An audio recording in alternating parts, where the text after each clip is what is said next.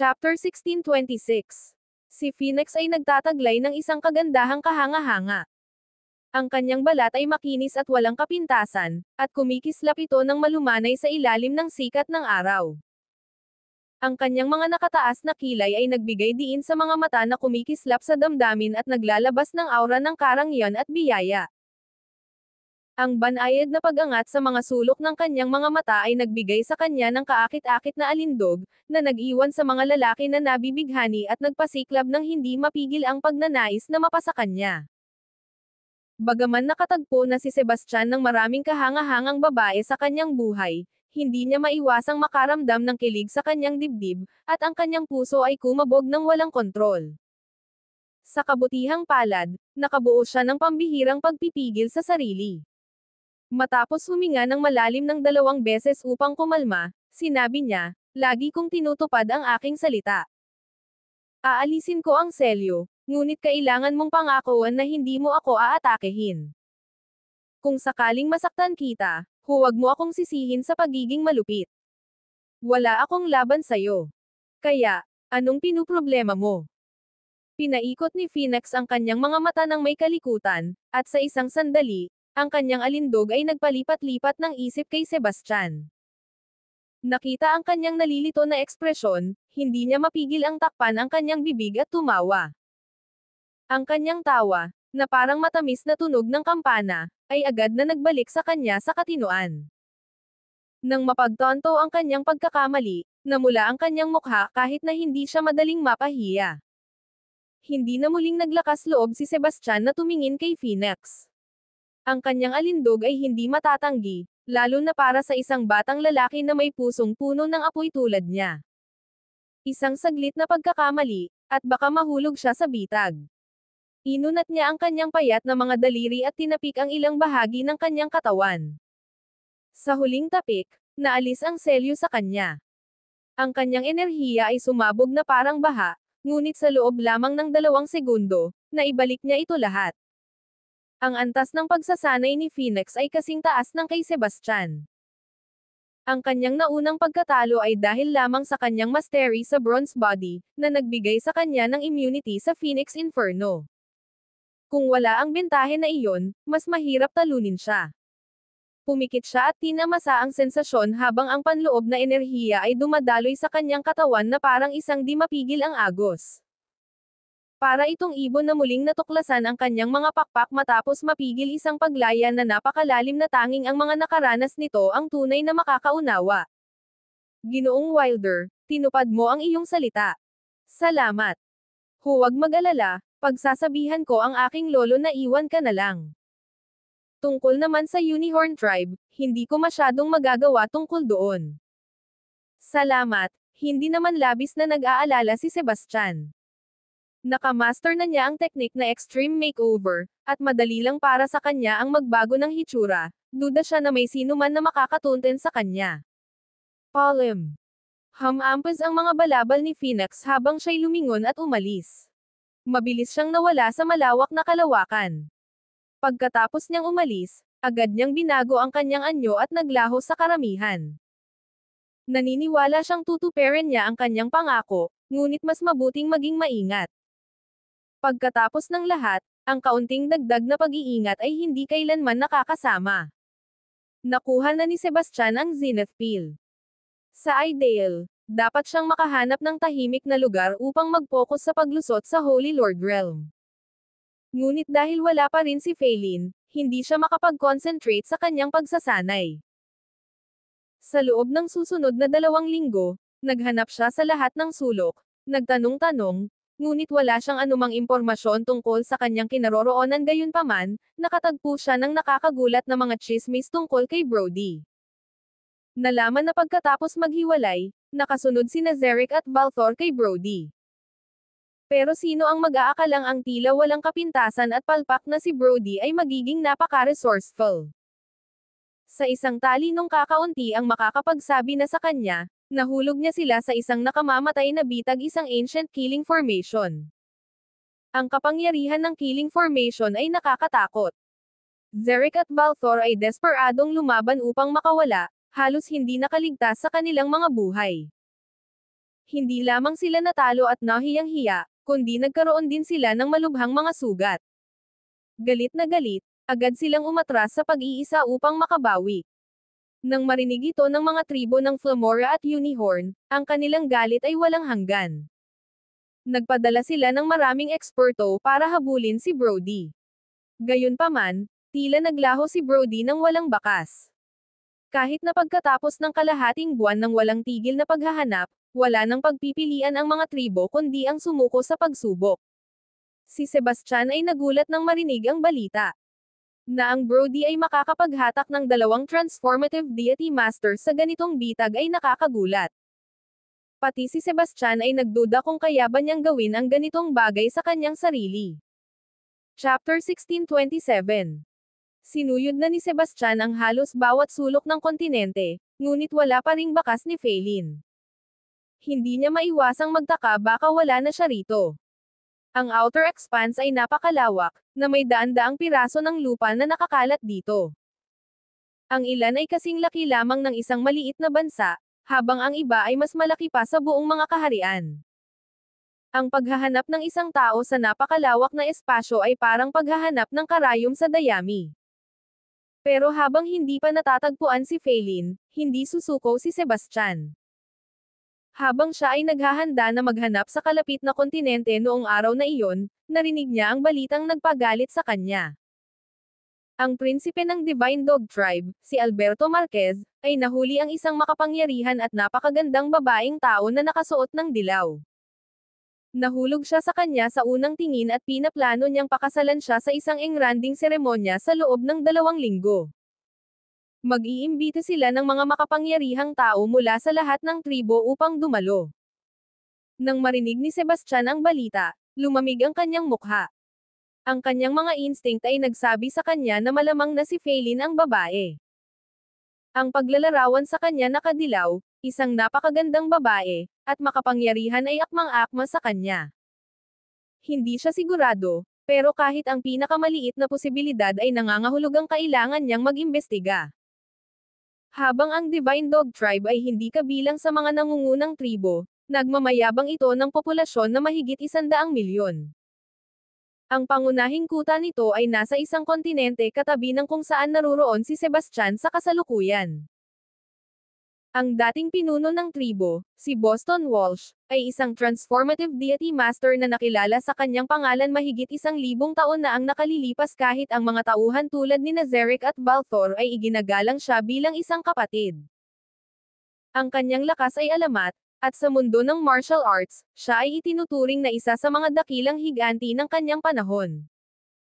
Si Alberto, ang minamahal na panganay ng kasalukuyang pinuno ng tribo, ay may katamtamang talento ngunit may likas na galing sa pagsasalita.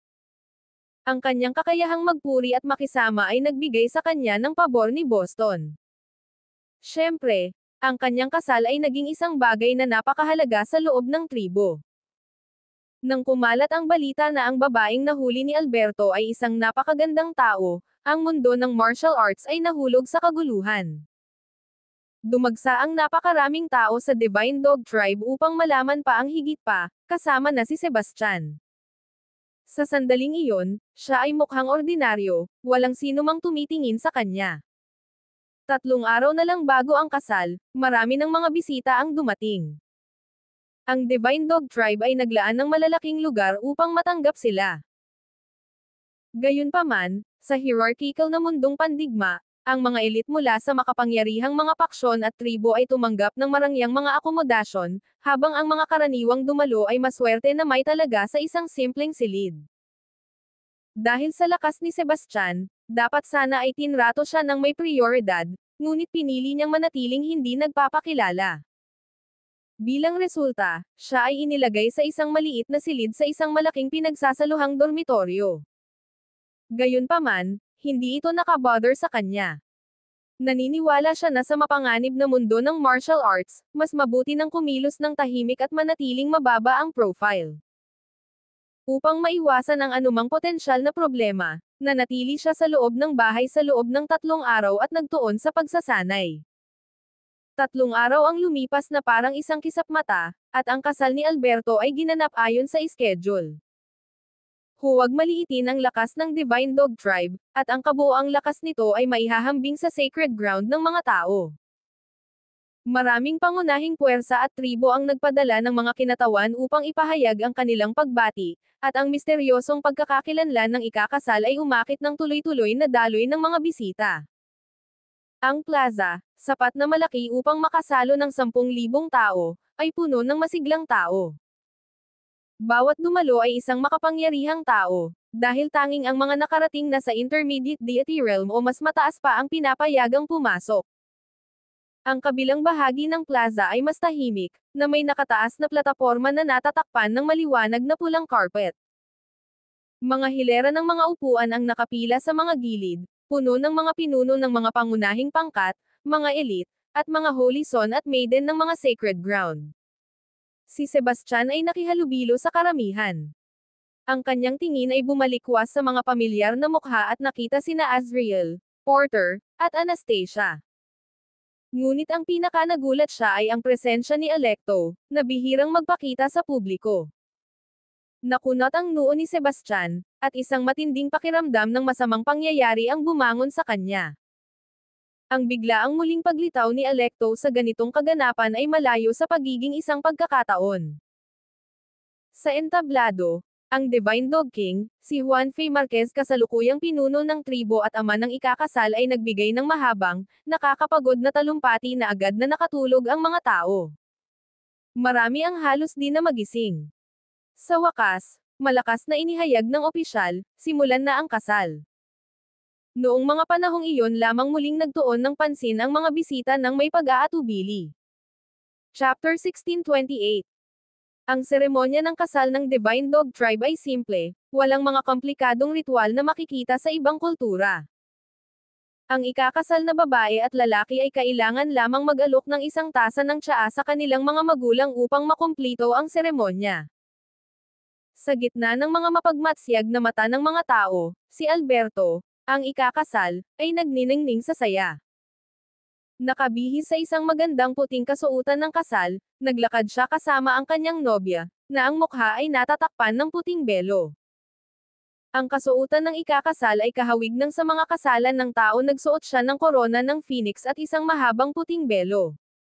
Siya ay maingat na sinamahan ng isang wedding hostess sa kanyang tabi. Kakaiba iyon. Wala namang ganitong kaugalian ang Divine Dog Tribe.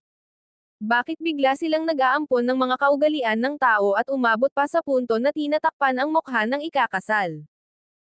Narinig ko na ang ikakasal ay tao, kaya siguradong sinunod nila ang mga kaugalian ng tao para sa kasal. Sayang at hindi natin makita ang kanyang mukha. Nakakabaliw. Sinabi ng lahat na maganda siya, pero hindi man lang namin siya makita. Mukhang walang kwenta ang biyahe na ito. Huwag mong sabihing ganyan. Tingnan mo lang ang kanyang katawan maayos at kaakit-akit. Siguradong maganda siya. Napakapayat niya, parang sanga ng puno. Paano siya magiging ganyan kaganda? Isang tinig mula sa tao ang umabot sa pandinig ng may paghamak. Ang mga tao sa paligid ay malapit nang sumagot, ngunit nang makita kung sino ang nagsalita, sila'y natawa. Isang lalaki mula sa Donkey Tribe na may hindi pangkaraniwang mahahabang mukha at tainga.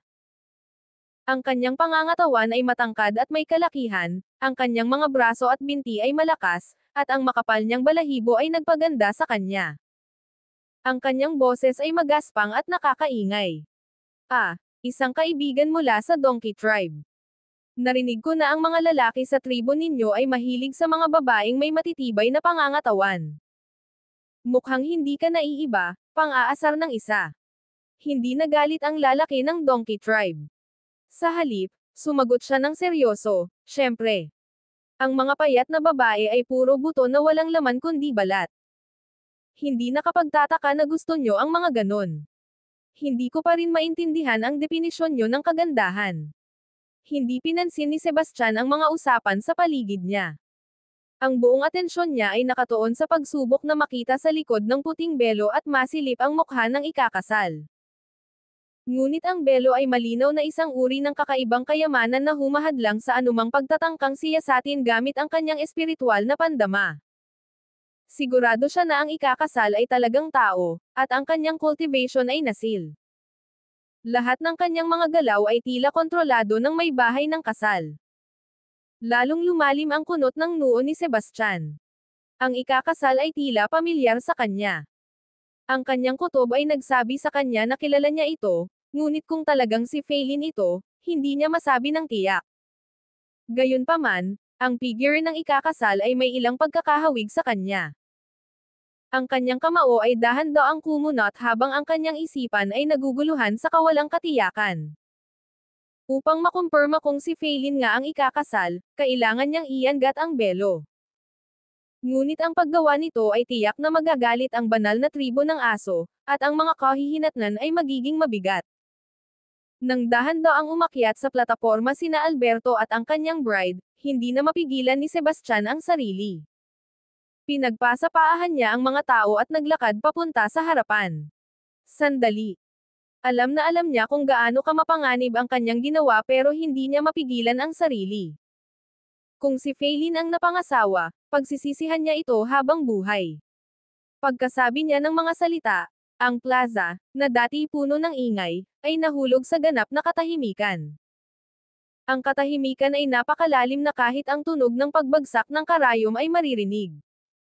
Lahat ng mata ay agad na napatingin sa kanya, puno ng pagkalito at gulat.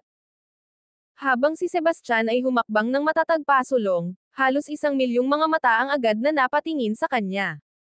Sa sandaling iyon, siya ang naging sentro ng atensyon. Tigil. Sino ka? Sigaw ng isang nakatatanda mula sa Divine Dog Tribe. Ang kanyang mga mata ay nanlaki sa galit, at isang nakamamatay na titig ang kumislap dito. Chapter 1629. Sinabi ng direkta ni Sebastian, narinig ko na ang ikakasal ay sapilitang kinuha at siya ay isang napakagandang babae mula sa lahi ng mga tao. Totoo ba ang balitang ito? Ang tono niya ay seryoso at nagmamadali. Anong pagkakaiba kung totoo ito? Nagmumura ang matanda ng Divine Dog Tribe. Ang tono niya ay matalim at may halong inis. Sebastian ay nag-snort. May isa pang balita na sinasabi na ang ikakasal ay isang holy maiden mula sa aming Vulcan Sacred Ground. At dahil kamakailan lang nawala ang aming santuwaryo, hindi ko maiwasang magtaka kung nahuli siya ng iyong tribo. Ano bang kalokohan yan? Ang matanda ng Divine Dog Tribe ay tumitig sa kanya at tinanggihan ito, sinabing, tinitiyak ko sa iyo na ang babaeng ikakasal na ito ay hindi ang holy maiden ng Vulcan Sacred Ground. Wala siyang kinalaman sa inyong sacred ground. Ang naririnig natin ay hindi palaging tumutugma sa katotohanan. Sa huli, ang nakikita ay naniniwala. Ito ay isang napakahalagang bagay, at kailangan ko itong kumpirmahin. Sana'y makita namin ang mukha ng ikakasal. Sigurado akong sabik din ang lahat na makita siya. Hindi ba't lahat kayo ay sumasang-ayon? Itinaas ni Sebastian ang kanyang boses. Ang kanyang tingin ay puno ng determinasyon habang tinitingnan niya ang masa. Tama yan. Ipakita na ang ikakasal. Oo. Ipakita mo kung gaano siya kaganda. Halos 10,000 boses ang sumigaw ng sabay-sabay, at ang kanilang mga sigaw ay parang mga alon na bumabagsak sa dalampasigan. Sa kabila ng ingay, malinaw ang mensahe, lahat ay sabik na makita ang mukha ng ikakasal, na siyang pangunahing dahilan kung bakit karamihan sa kanila ay dumalo sa okasyon. Pagkatapos ng lahat ay may kuryosidad. Kahit lalaki o babae, sino man ang gustong makita ang mga katangian ng ikakasal, lalo na kung sinasabing napakaganda. Si Alberto ay una sa mga masiglang tao, ngunit ang kanyang ekspresyon ngayon ay tila nagitim na parang ulap ng bagyo. Sabi niya ng malamig. Kayong lahat, pakiusap, huminahon kayo. Ngayon ang araw ng kasal ko. Ikinararangal ko ang inyong presensya, pero kung nais niyong makita ang ikakasal, kailangan niyong maghintay hanggang matapos ang seremonya. Sa oras na iyon, ipakikilala ko siya sa lahat. Sa ngayon, pakisuyo, maghintay muna. Ang pag-abala sa kaganapan ay magiging hindi magalang sa ating tribo. Sa kanyang mga salita, hamina ang bulungan ng mga tao. Sa huli, ang Divine Dog Tribe ay hindi dapat baliwalain. Ang banayad ngunit nakabibinging presyon mula sa Boston ay agad na nagpahina sa sigla ng madla. Si Boston ang pinakamalakas na miyembro ng tribo. Mahigit 1,000 taon na ang nakalipas, naabot niya ang transformative deity realm, at sa bawat dumarating na siglo ang kanyang base ng pagsasanay ay naging mas hindi maunawaan at mas malalim. Maraming nagbulong-bulungan na siya ay umabot sa isang mas mataas na antas, kahit na ito ay haka-haka lamang. Gayunpaman, hindi may kakaila ang kanyang lakas. Sa huli, kahit ang pinaka-imposible ay maaaring maging isang bagay na pambihira pagkatapos ng 1,000 taon ng pagsasanay. Si Sebastian ay labis na nakaramdam ng tensyon dahil ang pagnanais na pumatay mula sa Boston ay nakatuon sa kanya. Ngunit, tumanggi siyang umatras hanggang sa lumabas ang katotohanan. Pinagpag niya ang kanyang mga ngipin at nagpatuloy, "Wala akong intensyong disrespektuhin ka, pero ang usaping ito ay tungkol sa Holy Maiden ng aming Vulcan Sacred Ground, at kailangan ko itong hawakan ng maingat. Pakiusap, ipakita mo sa amin ang mukha ng ikakasal upang mawala ang aming mga pagdududa." Lapastangan. Tumayo ang elder ng Divine Dog Tribe sa galit. Ang ikakasal ay asawa ni Prinsipe Alberto. Paano mo naglakas loob na humiling na makita siya? Akala mo ba'y basta-basta mo nalang malalapastangan ang dangal ng aming tribo? Kung ang tribo ninyo ay labis na nagmamalasakit sa karangalan, ano naman ang tungkol sa aming Vulcan Sacred Ground? Manatiling malamig at hindi natitinag ang mukha ni Sebastian habang siya'y sumagot. Tama ka, dagdag pa ng isa pang boses. Ang ating Vulcan Sacred Ground ay hindi mapapahiya. Kung ang babaeng ikakasal na ito ay tunay na aming Holy Maiden, hindi namin ito palalampasan. Maraming lalaki ang nakatayo ng tuwid, ang kanilang mga poster ay marangal at makapangyarihan. Hindi nagtagal at may isang tao mula sa madla ang nakilala sila. Ito ang Galehorn ng Vulcan Sacred Ground. At ang batang lalaking iyon ay tiyak na si Daxford Firth, isa sa mga guro sa kanyang mga kapwa mula sa Vulcan Sacred Ground. Siya ay minsang itinuturing na kandidato para sa susunod na Holy Lord, ngunit sa kasamaang palad, natalo siya kay Floyd Larkin. Gayunpaman, huwag maliitin ang kanyang lakas. Kahit si Floyd ay kinailangang magpursige ng husto upang talunin siya. Bagaman ang mga iilang lalaking ito ay hindi sapat upang hamanin ang buong Divine Dog Tribe, ang kanilang presensya ay kapansin-pansin pa rin, lalo na't sila ay mula sa Vulcan Sacred Ground. Ito ay isang 40-year sacred ground at isa sa 3 nangunguna sa maraming sacred grounds. Sa kanyang malalim na kasaysayan at malawak na reputasyon, ito ay nagtataglay ng malaking respeto at hindi dapat maliitin. Pinigilan ni Juan Fei ang kanyang tumataas na galit, tumayo, at pinagdikit ang kanyang mga kamay bilang formal na pagbati sa grupo mula sa Vulcan Sacred Ground.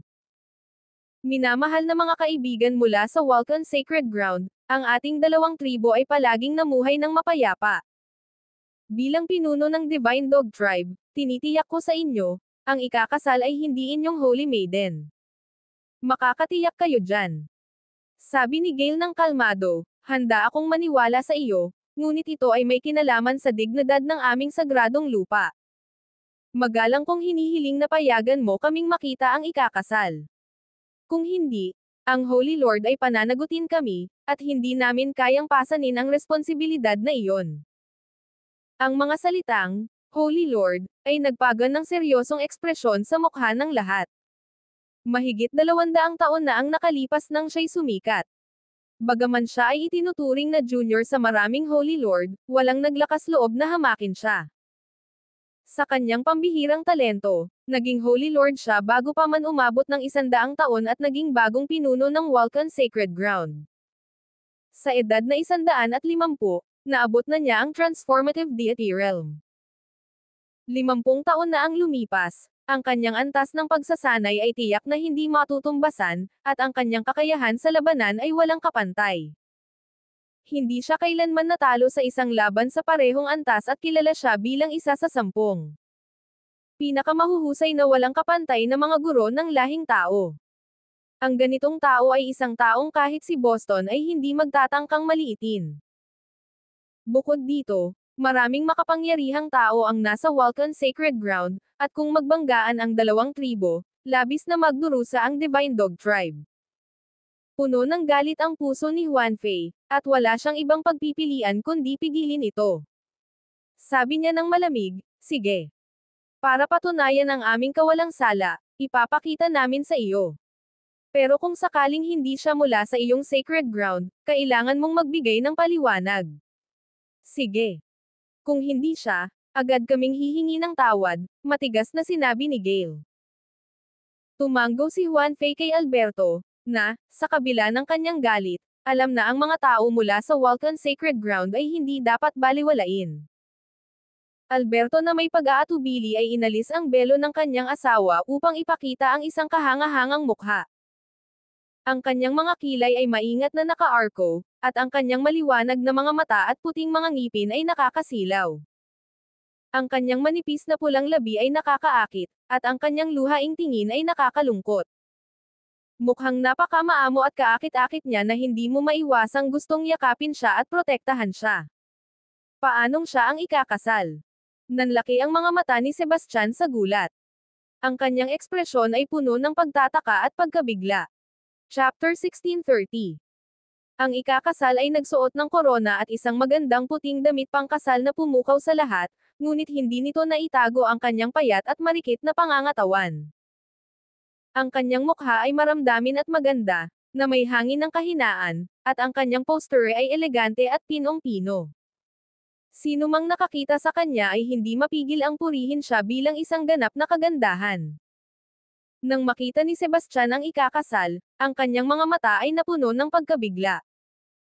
Ang babaeng ikakasal na ito ay hindi si Azriel, kundi isang tao na dati niyang kilalang-kilala, isang tao na palaging may espesyal na pwesto sa kanyang puso. Si Caitlyn iyon. Nakita ba ng lahat mula sa Divine Dog Sect iyon ng malinaw? Tanong ng hari ng Divine Dog Sect, si Juan Fei Marquez. Bahagyang bumigat ang kanyang ekspresyon habang ang kanyang tono ay may halong pagkabigo. Ang dakilang nakatatanda ng Vulcan Sacred Ground, si Gale Horn, ay mukhang medyo nahihiya. Pinagpag niya ang kanyang mga kamay at sumagot, kasalanan ko. Humihingi ako ng paumanhin sa inyong lahat para dito. Ayos lang. Nauunawaan ko na nag-aalala ka para sa iyong Holy Maiden, sabi ni Juan Fei habang nagwawagayway ng kamay ng pabaya, kahit na ang kanyang ekspresyon ay nanatiling hindi kontento. Dahil walang tumutol magpapatuloy ang kasal, sabi ni Juan Fei, habang bumabalik sa kanyang upuan. Ipinako niya ang kanyang tingin sa mataas na platform, hinihintay ang huling sandali ng seremonya. Gayunpaman, naganap ang isang hindi inaasahang pangyayari. Mag-ingat ka. Sigaw ng isa sa mga Divine Dog Elder sa takot. Anong akala mo sa sarili mo? Sigaw ni Boston Walsh, ang dating leader ng Divine Dog Sect, ng galit. Ang kanyang boses ay napakalakas, na nagdulot ng pag-ugong sa mga tainga ng lahat. Isang figure ang sumulpot sa mataas na plataporma na parang multo, kumikilos ng may nakakabiglang bilis, nagdulot ng malakas na hangin. Harapin ang makapangyarihang hampas ng nakatatanda ng Divine Dog Sect, walang takot na nagtaas ng palad ang figure upang salubungin ang dagok. May malakas na thud, nang parehong napalipad sila. Ngunit, isa sa kanila ang nakapagliko ng kanilang katawan sa kalagitnaan ng hangin, inabot ang kamay upang hawakan ang prinsipe ng Divine Dog Sect, si Alberto Marquez, sa leeg. Parehong nagulat at galit, nagmamadaling umatras si Alberto, ngunit mabagal ang kanyang mga galaw. Bago siya makapag-react, isang malaking kamay ang humawak ng mahigpit sa kanyang lalamunan, itinaas siya. Huwag kang gumalaw, o papatayin ko siya ngayon din. Sumiklab ang galit sa mga mata ni Sebastian habang sumisigaw siya ng matalim. Bitiwan mo ang prinsipe. Ang mga miyembro ng Divine Dog Sect ay parehong nagulat at nagalit. Ang kanilang mga mata ay nag-aapoy sa galit, ngunit napipigilan lamang nila ang kanilang puot sa sandaling iyon. Huwag kang gumawa ng anumang bagay na walang ingat. Hindi ako matapang. Kung matatakot mo ako, baka mawalan ako ng kontrol, at ang buhay ng iyong prinsipe ay manganganib. Ang boses ni Sebastian ay malamig at puno ng nakamamatay na determinasyon. Si Sebastian ang gumawa ng hakbang.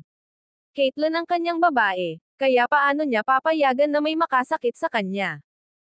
Si Sebastian ay labis na nag-aalala habang sinabi niya, Caitlyn, huwag kang matakot. Paprotektahan kita, Ano man ang mangyari. Napatunayan ng hindi ang bride ang iyong holy maiden. Ano pa ang gusto mo? Ang mga mata ni Huanfei ay namumula sa galit habang siya'y umuungal sa puot.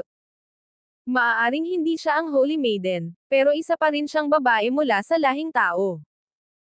Ang sekta ninyo ay hayagang kumidnap ng isang babaeng tao at pinipilit siyang magpakasal. Akala nyo ba madali kaming apihin? Tanong ni Sebastian na may makatarungang galit, tumataas ang kanyang boses sa protesta. Baka nagbibiro ka lang. Laging nag-aaway ang lahi ninyo, bawat pangkat ay naglalaban para sa sarili nila. Nag-aalangan ka lang. Paulit-ulit na pang-asar ni Huanfei, puno ng paghamak ang kanyang mukha. Ang karamihan ay lihim na tumango. Habang ang mga tao ay isang makapangyarihang lahi sa universo, na may malaking populasyon at walang katapusang malalakas na individual, ang mga panloob na alitan ay Pal-Aegean, at ang labanan sa loob ng kanilang lahi ay labis na karaniwan. Dahil dito, naglakas loob ang ibang lahi na atakihin ang mga tao ng walang pag-aalinlangan, basta't iniiwasan nila ang pinakamalalakas na pangkat. Hindi tulad ng ibang lahi, na kahit kaunti sa bilang at lakas, ay nagkakaisa bilang isa, ang mga tao ay may kilalang kahinaan kung isa sa kanila ay inatake ng mga dayuhan, ang buong lahi ay magkaisa upang lumaban. Kahit na mayroong hindi bababa sa 1,000 tao, ang ginawa lang nila ay manood ng palabas. Walang sino man ang handang ipaglaban ang kanilang sariling lahi. Ito ay talagang isang malungkot na tanawin. Hindi totoo yan. Sagot ni Sebastian na may malamig na pag-ungol. Totoo na mayroon tayong mga alitan sa loob, pero kapag humaharap sa mga banyagang kaaway, nagkakaisa tayo bilang isa. Paano mo naglakas loob? Isang simpleng miyembro ng Divine Dog Sect, na provokahan kami. Para kang gamo-gamo na sumusubok na lumaban sa apoy. Wala ka sa aming antas. Sabi ni Sebastian sa kanyang sarili, ano man ang mangyari, dadalhin ko si Caitlyn ngayon. Tumahimik ka. Galit na sigaw ni Huanfei. Tumigil ka sa kalokohan mo. Hindi ka nagsasalita para sa sangkatauhan. Kung matalino ka, pakawalan mo na ang anak ko ngayon, o ipaparamdam ko sa'yo na sana hindi ka nalang ipinanganak. Akala mo ba bobo ako? Akala mo ba makakaligtas ako pagkatapos kong pakawalan ang anak mo? Sagot ni Sebastian habang ngumisi. Pinisil niya ng mabuti ang kanyang pagkakahawak, na nagdulot ng matinding pamumula sa mukha ni Alberto. Ano ang balak mong gawin? Tanong ni Huanfei, ang galit niya ay umaapaw. Itatakas ko ang ikakasal, matigas na sagot ni Sebastian.